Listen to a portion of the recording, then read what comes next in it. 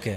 నేను చెప్తున్నా కదా, డబ్బులు అనే ఆస్పెక్ట్లా ఏ కస్టమర్ కూడా at any point of time మా హోల్ సర్వీసెస్లా వాళ్ళు అరే వీళ్ళకి ఎక్కువ ఇచ్చినామని ఒక్కసారి కూడా అనిపించదు అని చెప్తాను. ఓకే.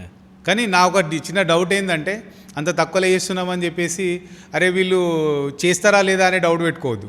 అంటే అంత వెరీ రీజనబుల్గా వెరీ లో కాస్ట్లో వీఆర్ ఏబుల్ టు హెల్ప్ అన్నట్టు. సో అంటే అక్కడికి వెళ్ళి చెప్పడం జరుగుతుంది, అంటే వెళ్ళి ఫిజికల్గా వాళ్ళు ఇన్స్పెక్ట్ చేస్తారు.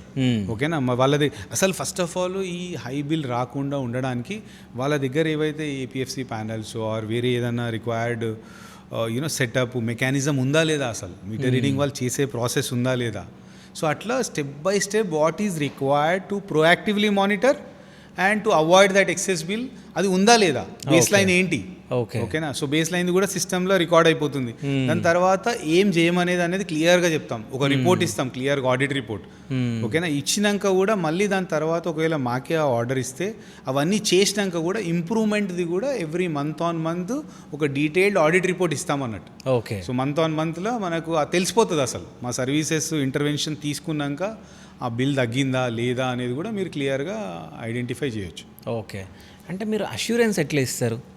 అంటే టెక్నికల్గా అర్థం చేసుకోవాలి అంతే, దాంట్లో రాకెట్ సైన్స్ ఏం లేదు. ఓకేనా, ఇప్పుడు మీ దగ్గర కంప్లీట్ అవేర్నెస్ ఉందనుకోండి మీరు కూడా మేనేజ్ చేసుకోగలుగుతారు. బట్ ఏదైనా ఒక ప్రొయాక్టివ్ మానిటరింగ్ మెకానిజం ఉండాలి కదా. ఆ మానిటరింగ్ మెకానిజం ఇప్పుడు నేను ఒక జస్ట్ ఫోన్ ఇట్లా పెడితే లైవ్గా క్యాప్చర్ చేయాలనేది దానికి ఒక ఇయర్స్ ఆఫ్ ఎఫర్ట్ పట్టింది మేము అది రియల్గా రెడీ చేయడానికి. ఓకే, సో ఆ టెక్నాలజీని మేము ఇక్కడ అప్రోప్రియేట్గా అప్లై చేస్తున్నాం, దీనికోసమే చేసింది కాదు అది. బట్ ఇక్కడ ఎక్కువ యూజ్ అవుతుంది అది లైవ్ మోడ్ క్యాప్చరింగ్ది ఇప్పుడు ఈ తెలంగాణ ఇండస్ట్రీస్ పాయింట్ ఆఫ్ వ్యూలో ఎక్కువ యూజ్ అవుతుంది. నెక్స్ట్ ఏంటి, నేను వెళ్ళి నా దగ్గర పర్సన్ లేడు, నాకు అంతా నేను కావాలంటే ఒక 15,000 20,000 ఆటోమేషన్కి నేను పెట్టగలుగుతా. బట్ నాకు అది రియల్ టైంలో కావాలి, అదొక డిఫరెంట్ సినారియో. అప్పుడు ఏం చేస్తాం, మా స్మార్ట్ డివైజెస్ ఉన్నాయి దాన్ని పెడతాం.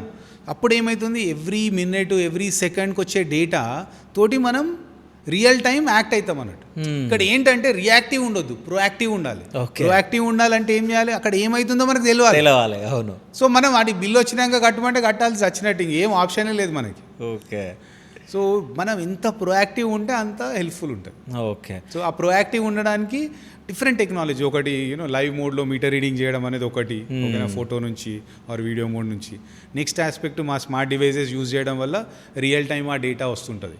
డేటా వచ్చినప్పుడు ఏమవుతుంది, మీకు బిల్ ఇంపాక్ట్ అయ్యే కంటే ముందే మేము మీకు అలర్ట్ చేస్తాం.